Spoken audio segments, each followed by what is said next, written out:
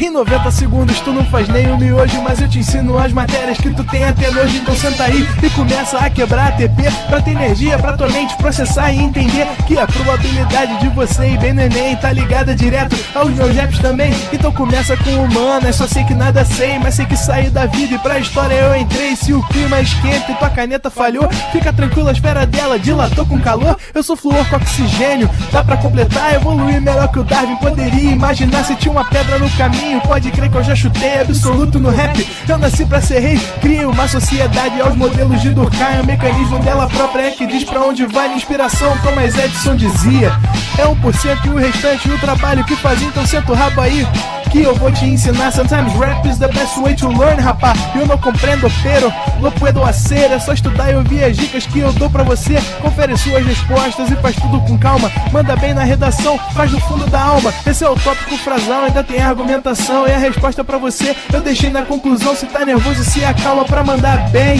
E se liga nos vídeos que eu te preparo pro Enem.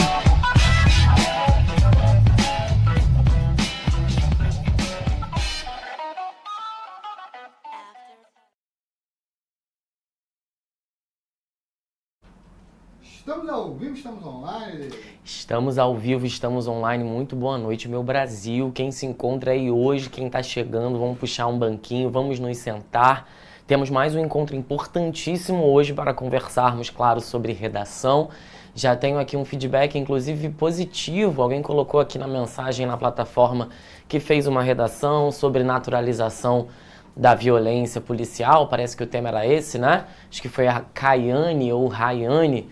Parabéns a você, que bom que você teve aí 960, é uma nota bem alta, considerando que a gente tem ainda julho, agosto, setembro, outubro e novembro, né? Então quem tá tirando aí 920, 960, realmente tem todo motivo para ficar feliz e animado, mas quem não tá tirando essa nota exatamente também não tem motivo para se entristecer, tá? Você que tá tirando aí seu 760, seu 800, 840, 880, tá super dentro da média, tá totalmente dentro do esperado, não há motivo para grandes preocupações e grandes aflições, não. Eu sei que à medida que o tempo vai passando, a gente vai ficando cada vez mais preocupado, a notícia de que o Enem tá chegando, aí vem período de inscrição, tudo isso tende a deixar a gente um pouco mais nervoso, né? É normal mesmo, mas faz parte do processo, e redação é isso, é um processo que às vezes é um pouco lento, às vezes é angustiante, às vezes dá vontade de desistir, aí a gente para 2, 3 semanas, quando vê,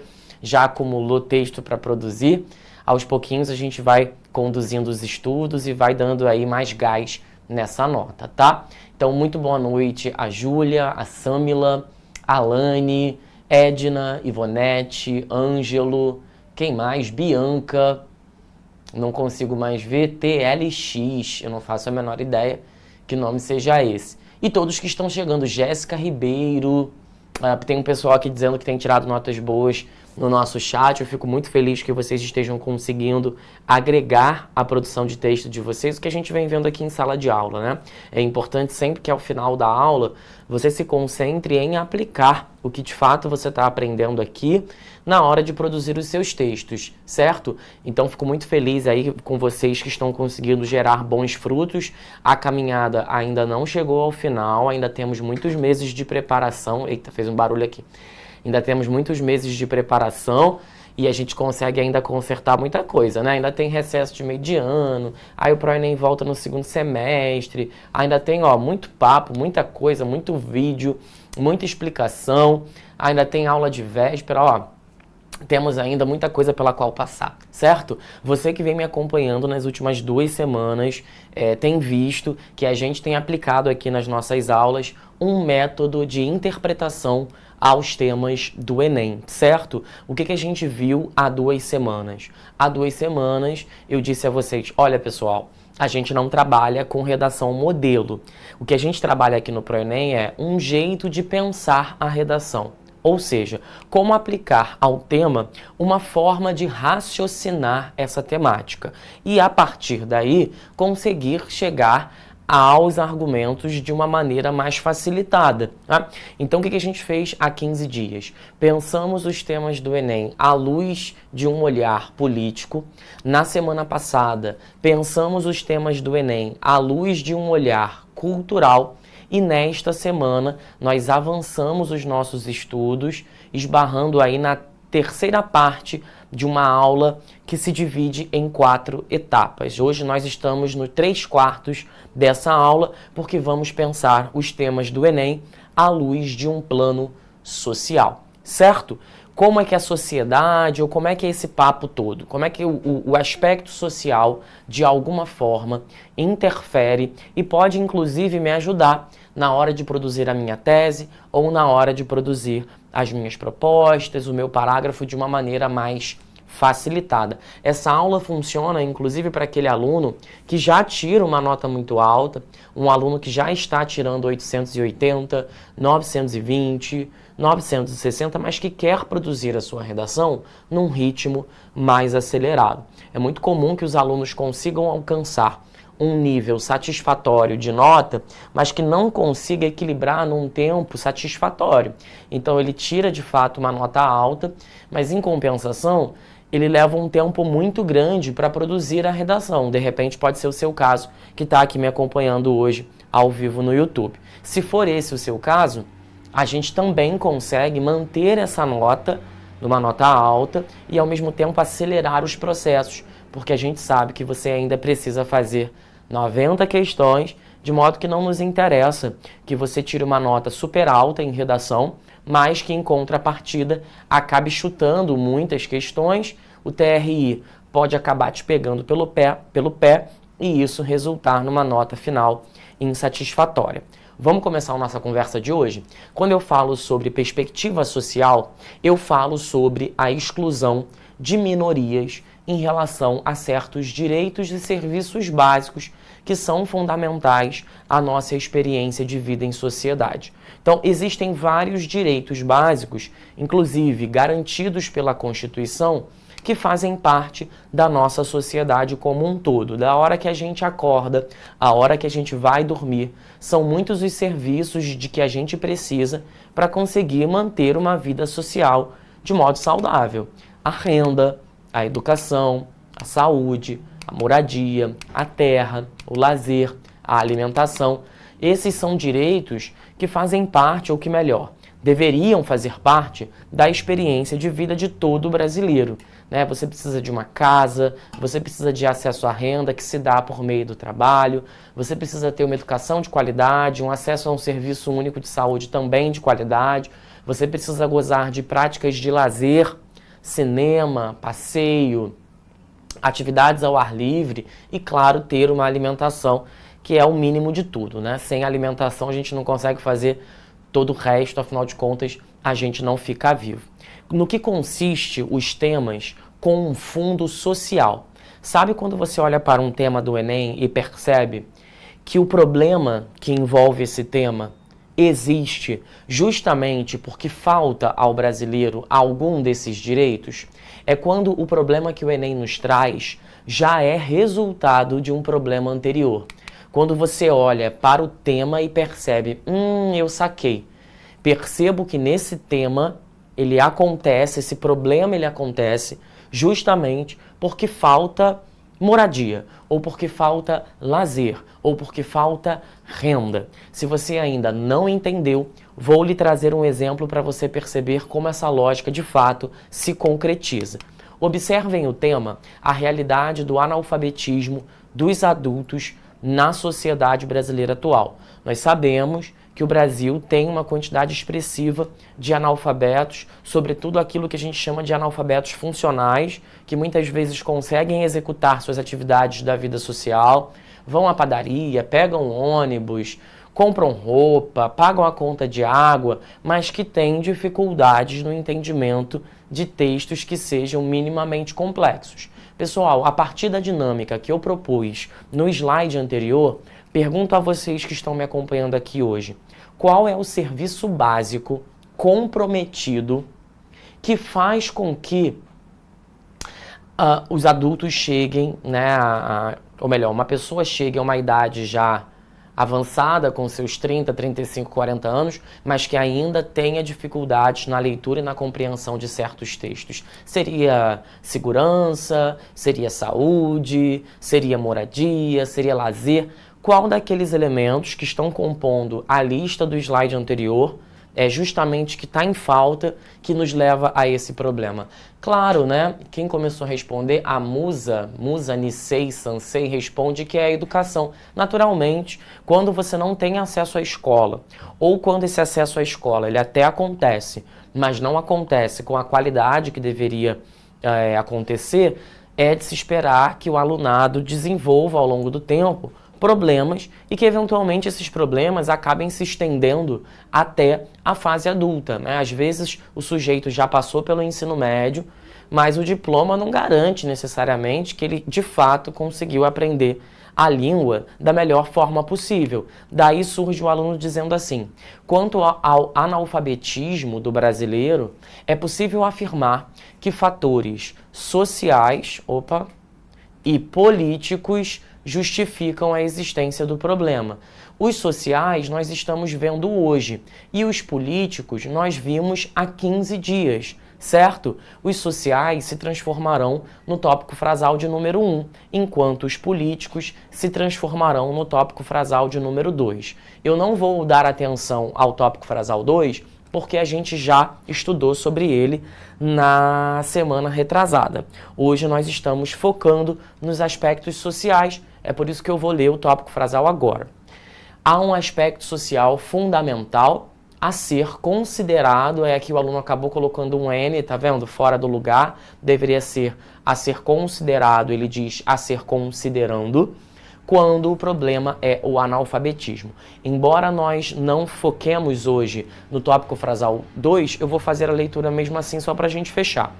Além desse aspecto, a responsabilidade política também precisa ser levada em conta. Reparem aqui então que o aluno diz pra gente que a realidade do analfabetismo dos adultos decorre tanto de questões sociais quanto de questões políticas. Então eu imagino que ele vai desenvolver um parágrafo em que ele vai comentar um pouco sobre a má qualidade das nossas escolas, ele pode comentar de repente sobre problemas infraestruturais, pode falar, por exemplo, sobre a escassez de escolas, pode falar sobre a qualidade dos materiais didáticos, pode falar sobre violência nas escolas também. São vários os problemas escolares que podem interferir na formação leitora desse aluno, o que por sua vez pode gerar problemas até a fase adulta.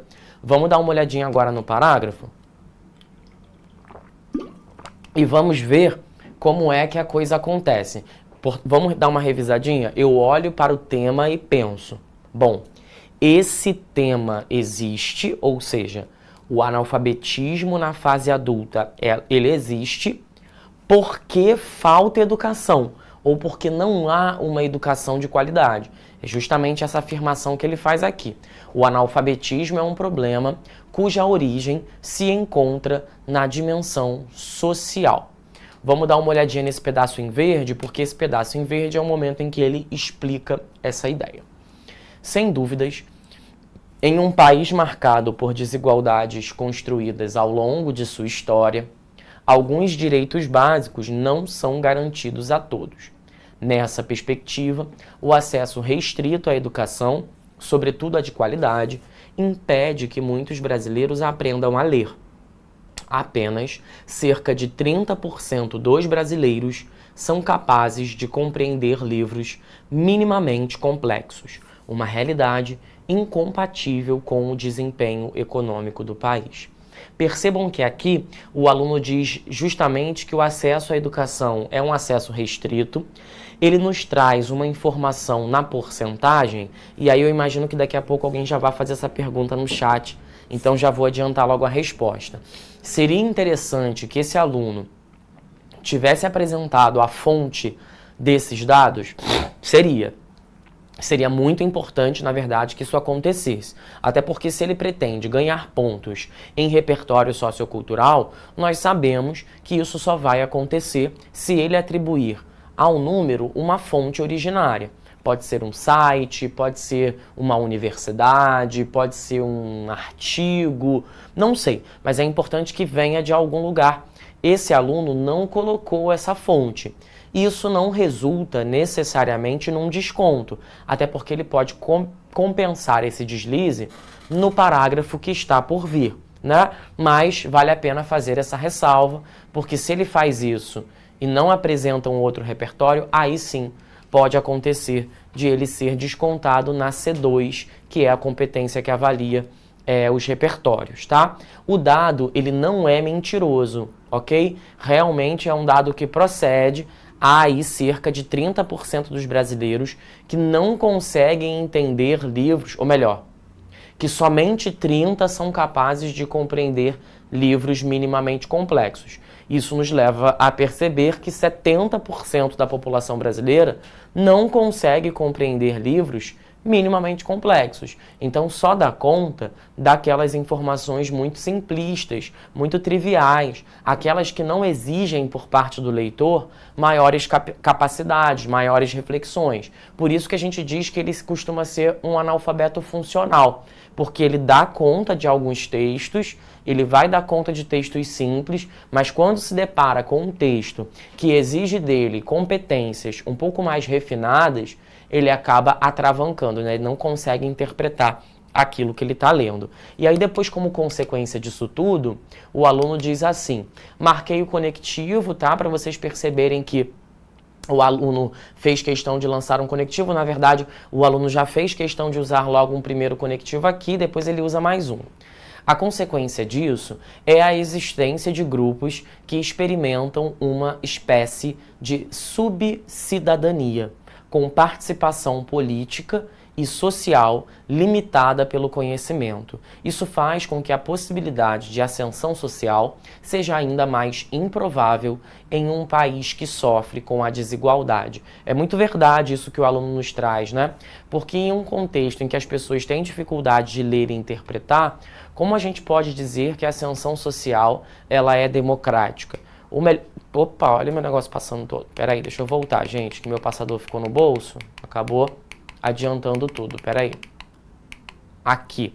De fato, como é que a gente pode falar em ascensão social em um país que sofre tanto com a dificuldade de interpretar um texto? Ler e interpretar são atividades fundamentais para a inclusão social e a ascensão social. Como é que a gente consegue acessar os ambientes, né, políticos, sociais, trabalhistas, se a gente tem dificuldade de ler e interpretar ou de escrever textos, né? É por isso que, inclusive, em muitos empregos, como etapa do processo seletivo, na entrevista, você escreve uma redação. Não sei se vocês que estão aqui no YouTube já passaram pela experiência de ter que escrever uma redação num processo seletivo, de repente em um estágio, ou coisa parecida, porque a capacidade de se expressar é muito importante. Até mesmo a maneira como esse candidato se expressa, até mesmo a maneira como ele fala, isso importa para aquela empresa, porque tudo isso mostra que o aluno tem maior ou menor afinidade com a língua portuguesa. Então, realmente, é muito complicado você imaginar que uma pessoa terá ascensão social se ela não consegue ler bem, escrever bem e interpretar bem. Então, é de se imaginar que haja ali dificuldade na sua vida de modo geral. Hoje, você não tem, né, ocupando postos de trabalhos com altos salários, pessoas com grandes dificuldades de ler e interpretar. Então, acho que o aluno faz muito sentido nessa reflexão que ele nos traz. Isso que a gente está comentando agora me lembra um pouco a obra Vidas Secas. Eu não sei se vocês já leram. É um livro bem conhecido do Graciliano Ramos, que conta a história do Fabiano, da Sinhá Vitória, da cachorrinha baleia, que são personagens aí que se tornaram imortais da literatura brasileira, e a gente vê ali naqueles personagens muita dificuldade, né, de se expressar linguisticamente. Alguém conhece essa obra que eu tô comentando aqui?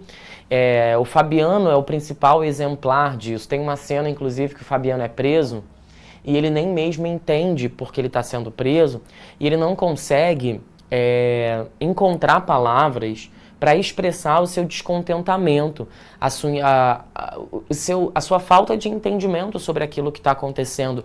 Porque, de fato, Fabiano tem problemas muito rudimentares de língua, né? Ele não consegue dominar minimamente a construção frasal. Então, você vê que essas pessoas vão sendo submetidas a certas situações e que nem mesmo são capazes de poder fazer algo a respeito disso. Então, eu acho que Vidas Secas é um bom exemplo de como a língua faz falta, né? Como dominar uma língua faz falta, não só nos casos de Fabiano, mas para qualquer coisa, para você ir na padaria comprar pão, né? Se você não consegue distinguir mortadela de mussarela, como é que você vive? Como é que você compra um pão? Como é que você pega um ônibus? Como é que você se candidata a uma entrevista de emprego? Como é que você faz as suas atividades as mais simples possíveis, né? Aí, seguindo aqui, percebam então que o aluno, claro, utilizou a falta de educação como um problema, né? Como um fator gerador para essa quantidade de analfabetos que a gente tem no Brasil. E assim como eu vim fazendo nas aulas anteriores, hoje não vai ser diferente, tá? Vou te colocar aqui três sugestões de encaminhamentos de propostas de intervenção. Não são propostas que você pode simplesmente sair copiando, tá?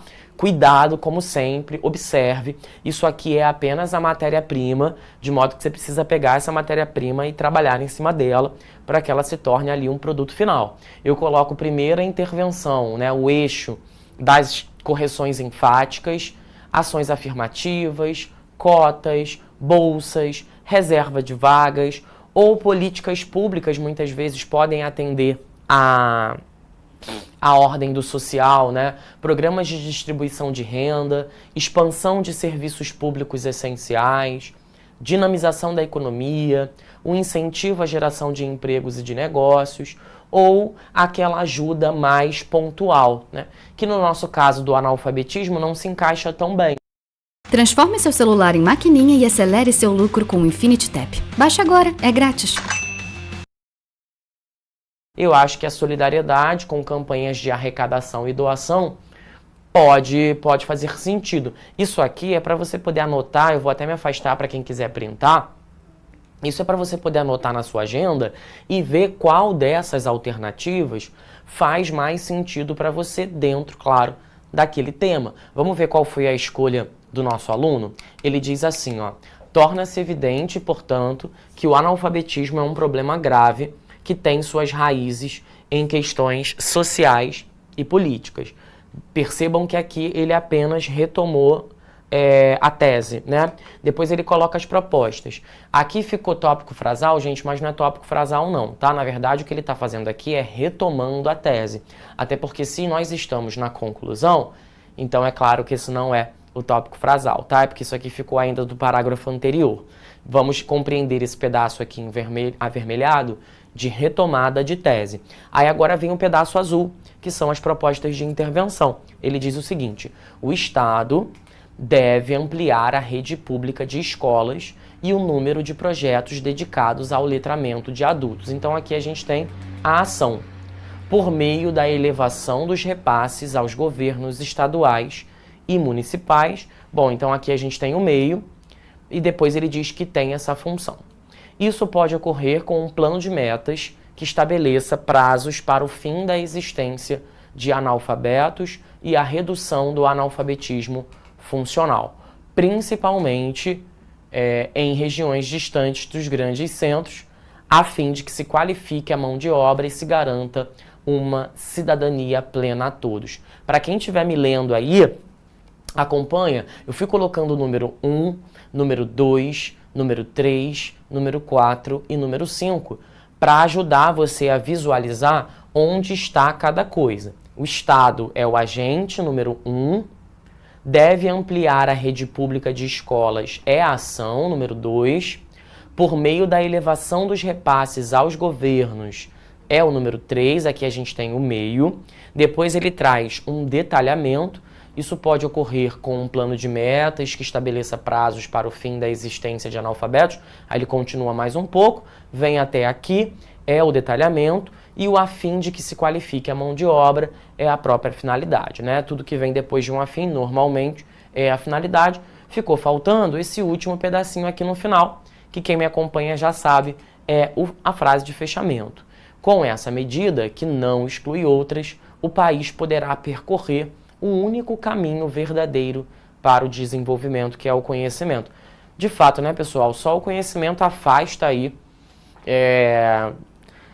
os demônios do obscurantismo, né? A educação é parte fundamental da nossa construção enquanto seres humanos, enquanto sujeitos sociais. É difícil imaginar um país que de fato evolua, que progrida, que consiga valorizar o seu povo sem que nós tenhamos uma educação de fato de qualidade, né? Queria abrir aqui para as possíveis perguntas.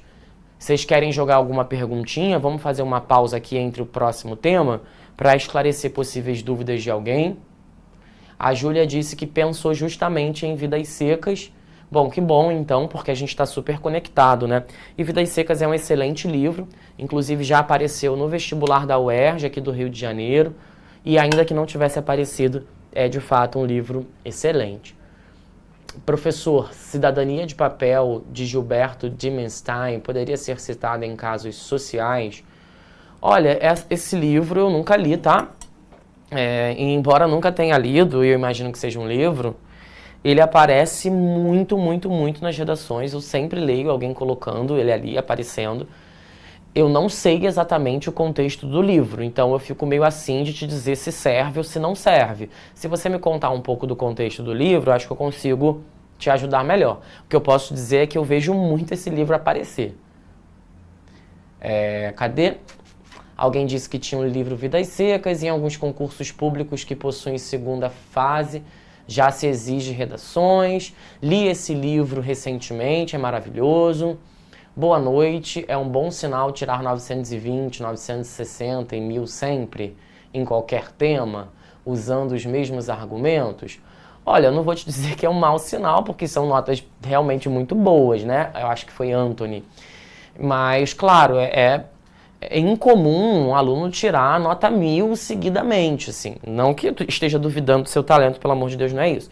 Mas não é habitual, né? Vale a pena uma segunda opinião para certificar de fato se as coisas estão funcionando. A gente sabe que a quantidade de notas 1000 no Enem é bem pequena, certo? Mas de repente você está conseguindo realmente e não há motivo para dúvida. Agora, se isso está aparecendo com tamanha presença, né, assim, seguidamente notas 1000, aí eu acho que vale uma investigação mais cuidadosa, para você poder se certificar mesmo, né? Ver aí se não estão deixando passar alguma coisa, ou se está havendo de fato uma correção cuidadosa com relação a seus textos, tá? Mas não dá para presumir que é um erro ou que é um acerto, certo? Cadê? Tem mais, Jana? Sobe um pouquinho para mim. Qual seria uma nota mediana para a redação? Depende, Thiago. Depende de quando foi que você começou a fazer redação. Depende de qual é o curso que você deseja, não é? Depende de tudo isso. Porque, veja, uma nota mediana para medicina não é a mesma nota mediana para geografia. Sim, porque normalmente são cursos que têm notas de cortes muito diferentes, né? Então, uma nota mediana para medicina, a gente espera que seja já uma nota considerável. Enquanto para geografia, não menosprezando quem vai tentar geografia, pelo amor de Deus, nada disso. É só porque a gente tem no Brasil cursos de maior competitividade e cursos de menor competitividade. Então, às vezes, o aluno não está buscando exatamente o 1000, né? Por mais que a gente sempre tenha que mirar no 1000, o aluno sabe que, olha, se eu tirar 880, já me coloca numa posição bastante favorável. Então, às vezes, para o curso que você quer, 880 já pode satisfazer. Poxa, David, mas eu quero medicina numa federal que é super concorrida, a nota de corte é altíssima. Bom, nesse caso, 880 pode não satisfazer mais, né? Então, é uma resposta que depende de muitos fatores. Depende se você vai pelo regime de reserva de vagas, depende se você vai para uma universidade mais ou menos concorrida e para um curso mais ou menos concorrido também, né? Então, depende de tudo, né? É claro que todos os cursos estão válidos, não estamos aqui para dizer que geografia é pior que medicina, de modo algum. Todos os cursos são válidos na sua existência, mas existem aqueles cursos que têm uma nota de corte muito violenta e aqueles cursos que têm notas de corte um pouco menos duras ali, né? E claro que aquelas notas de corte que tem os números mais altos deixam os alunos mais tensos, o que faz todo sentido, né? Vamos avançar um pouquinho? Vamos falar sobre o aumento dos trabalhos informais, principalmente depois da pandemia. Eu não sei se isso tem acontecido na sua cidade, mas pelo menos no Rio de Janeiro, a gente vem acompanhando um aumento dos trabalhadores informais, né? Principalmente aqueles trabalhadores que às vezes trabalham com entrega de aplicativos, de comida, ou pessoas mesmo que trabalham em camelôs, no comércio, né, ambulantes de rua. Aqui no Rio de Janeiro a gente tem uma cultura de muitos ambulantes de rua que vendem doce, carregador de celular, miudezas do dia a dia, né? Então a gente observa realmente um aumento grande aí de trabalhadores informais. Quando nós falamos sobre trabalhadores informais, nós falamos sobre aqueles trabalhadores que não estão assegurados por carteira de trabalho ou por contrato, né? Em que eles exercem uma atividade profissional, mas que não existe nenhum tipo de vínculo formal entre ele e a instituição a quem ele presta serviço, ou até mesmo o trabalho que ele de fato está exercendo. Eventualmente ele pode trabalhar por conta própria. Eu pego muito transporte público aqui no Rio de Janeiro e vejo a quantidade de vendedores ambulantes no metrô, no trem, no BRT, que vendem bala, biscoito ou coisas do tipo, certo? Daí o aluno diz assim: pode-se considerar que o aumento dos empregos informais no Brasil é resultado de questões sociais e políticos. Cometeu um pequeno deslize aqui, não sei se você está percebendo, o aluno colocou questões sociais e políticos, quando na verdade deveria ter dito politicas, já que o adjetivo políticos está em concordância com o substantivo questões, tá? Que é feminino e é plural. Depois ele diz assim: nessa perspectiva, o reconhecimento da dimensão social envolvida no caso é um passo importante. É possível afirmar, ademais, que a falta de ação política eficiente também colabora para o problema. Vou lançar a pergunta para vocês de novo aqui no chat. Pessoal, qual é o serviço que deve estar em falta para que haja o aumento dos trabalhos informais? Acho que é bem óbvia a resposta, né? Qual é o serviço que está em falta para que haja o aumento dos trabalhos informais? É lazer, é saúde, é segurança, é educação, o que é? Que serviço aí seria importante que houvesse, né, para que não houvesse tantos trabalhadores informais? Porque esses trabalhadores informais muitas vezes estão desassistidos, né? Não tem 13º, não tem férias, não tem auxílio-desemprego, não tem vale transporte, plano de saúde, licença maternidade, licença paternidade. Qual é o serviço básico que falta para gerar justamente esses trabalhos informais? O Rafael Araújo responde: é o trabalho, né? Quando a gente pensa em trabalho, a gente pensa justamente nessa falta aí, né? Porque muita gente perdendo o emprego acaba levando as pessoas a algum tipo de trabalho informal aí, né? Agora, claro que o trabalho informal ele também pode ter a ver com a educação, disse o DJ Rafa. Verdade, porque muitas vezes, como a pessoa não se qualifica, né, como ela não termina o ensino médio, não entra de repente no ensino superior, ela acaba se mostrando uma mão de obra desqualificada. E sendo uma mão de obra desqualificada, ela acaba não sendo absorvida pelo mercado de trabalho tradicional e se sujeita, né, ou acaba encontrando um espaço no trabalho informal. Então pode ser educação, né, pode ser o trabalho, pode ser a própria renda, né, porque uma vez que não tem trabalho, tem dificuldade de renda. Né? Alguém respondeu renda, que foi a Rafael Araújo também. Então são alguns direitos básicos que podem estar associados. Agora, qual você vai escolher depende de você, né? Você que vai ali pincelar trazer para sua redação e se concentrar nele. Vamos ver? Nessa perspectiva, o reconhecimento da dimensão social envolvida no caso é um passo importante. Com a ação inesperada da pandemia de Covid-19, muitos negócios fecharam. Com isso, houve também a perda de renda de muitos brasileiros que encontraram no trabalho informal uma maneira de se sustentarem.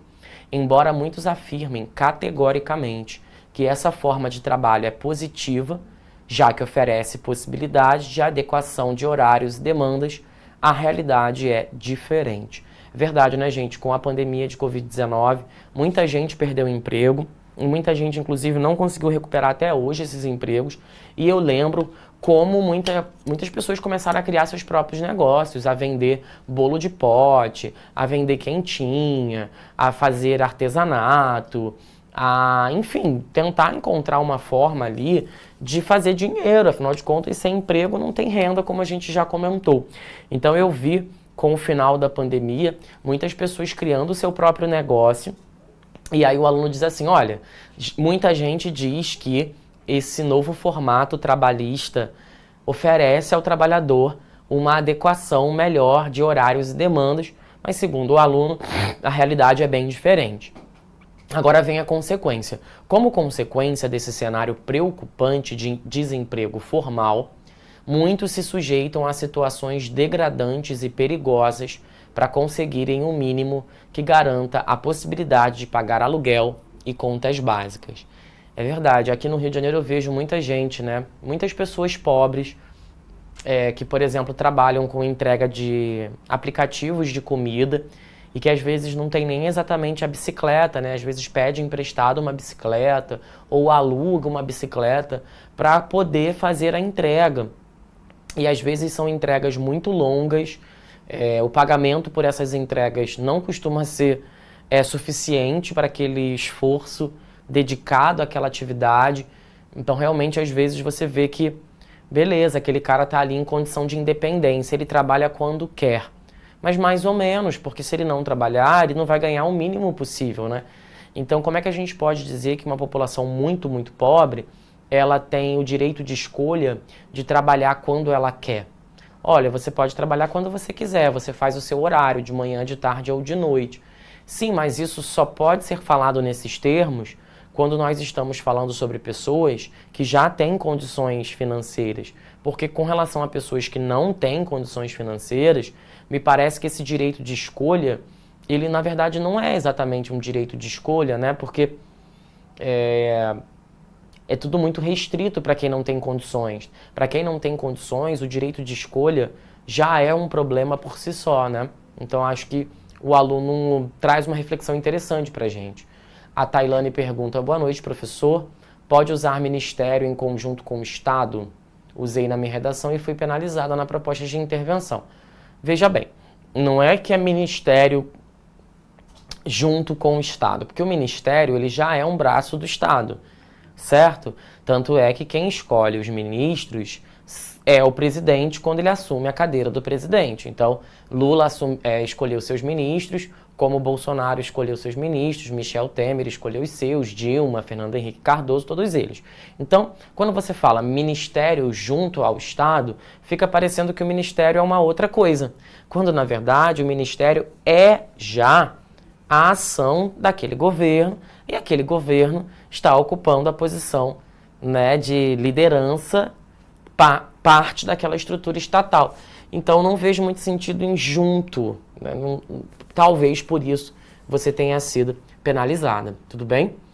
A Maria Paula diz pra gente, hoje vi um vídeo de um entregador que quando foi receber o pagamento, a receptora do produto o acusou de roubá-lo no valor da compra e até sumiu aqui. E até mentir. Pois é, ela nos chama atenção para o fato de que às vezes, para além de todas as dificuldades, né, não ter uma bicicleta, ter que se deslocar para muito longe, esses entregadores enfrentam a falta de educação desses clientes, quando não enfrentam o desprezo, o preconceito, os abusos mesmo, né? Tem muitos clientes que são abusados, que distratam, que não dão àquele entregador a devida atenção, o devido cuidado. Afinal de contas, ele está prestando um serviço que parece banal, mas que tem se mostrado fundamental, principalmente em tempos de Covid-19, em que as pessoas evitavam sair de casa, muitos continuaram fazendo entregas mesmo assim, se submetendo a muitos riscos. Então, você traz mais uma camada de problemas vivenciados por essa categoria, né? Professor, no caso desse parágrafo, a pandemia de Covid-19, pergunta a Júlia, pode ser reconhecida como um repertório? Pois é, Júlia, essa pergunta eu sempre recebo desde que a pandemia passou e faz todo sentido que você pergunte, porque é uma dúvida que a gente, como professor, também tem. É claro que a pandemia de Covid-19 foi um capítulo histórico, não é? Porque, enfim, foi uma pandemia, não é algo trivial, mudou uma configuração mundial, o planeta parou em função disso. Então, não há dúvidas de que isso é um fato histórico notável. Só que, no geral, a gente tende a reconhecer como histórico a partir do momento que a gente se afasta um pouco da coisa, né, do evento. Então, a queda das Torres Gêmeas nos Estados Unidos foi um momento histórico, sem dúvida nenhuma. O que está acontecendo agora entre Rússia e Ucrânia, o que está acontecendo entre Israel e o povo palestino, tudo isso vai entrar para a história, nós não temos dúvida. Mas eu acho que, como o olhar histórico precisa de um certo afastamento temporal, eu também fico com as minhas ressalvas em relação a essa resposta. O que eu te diria é, caso você venha a utilizar a Covid-19, e eu acho totalmente possível que você utilize, é que você não utilize apenas a Covid-19 na sua redação. Sim, que você venha a utilizar mais um repertório só para evitar possíveis desencontros, né? De repente vai que o corretor não considera e tal. Então eu tomaria esse cuidado reforçado, né? Vale sempre a pena. Tô vendo o pessoal aqui repercutir a história, né? Falando um pouco sobre Uber,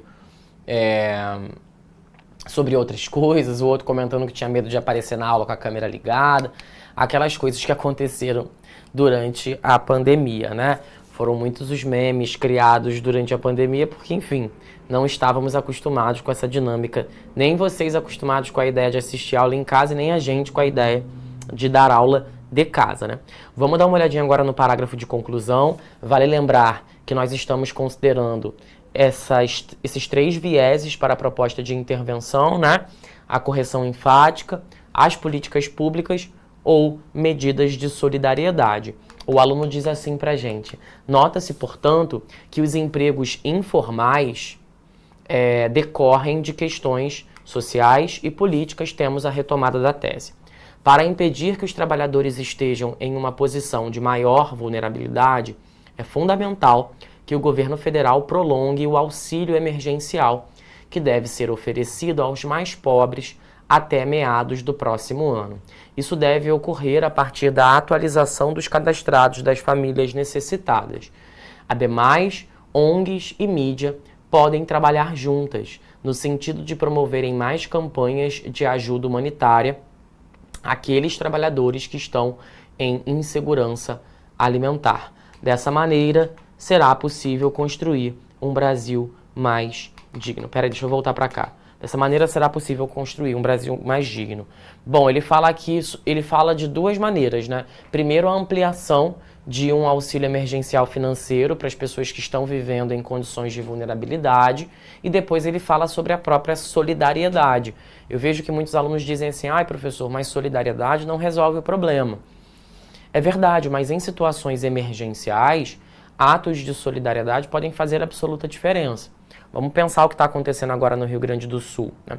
Ah, você doar um agasalho vai resolver o problema de quem perdeu uma casa e que está morando num alojamento? Claro que não, nós sabemos disso. Mas sabemos também que é urgente que essas pessoas se protejam do frio, principalmente porque no Rio Grande do Sul costuma se fazer muito frio, né? E com chuva, umidade, vento gelado, é claro que essas pessoas vão estar em sofrimento, né? Elas precisam se agasalhar, elas precisam ter um mínimo de dignidade.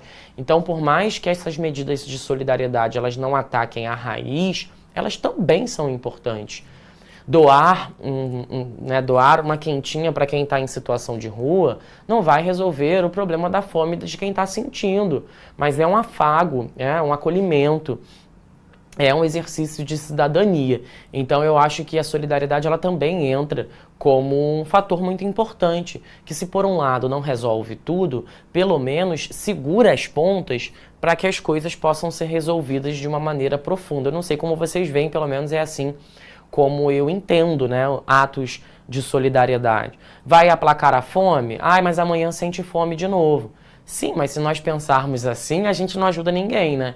Bom, então não vou doar o agasalho porque no outro dia vai fazer frio de novo. Bom, então não vou tomar banho porque eu vou me sujar novamente. Claro que não, né, gente? A gente faz as coisas porque pontualmente a gente consegue aliviar o sofrimento, né? Atender. E olha como tem sido importante as doações de alimento, de roupa, agasalho, calçado para o pessoal do Rio Grande do Sul, né? Tem feito toda a diferença. Essas pessoas têm encontrado um mínimo de conforto para as crianças, para os adultos, principalmente para quem vive em condições, que está vivendo em condições de muita escassez, né? E para crianças, para idosos, para pessoas imunossuprimidas, essa ajuda faz ainda mais sentido, né? Eu passei aqui um minutinho, peço desculpas a vocês.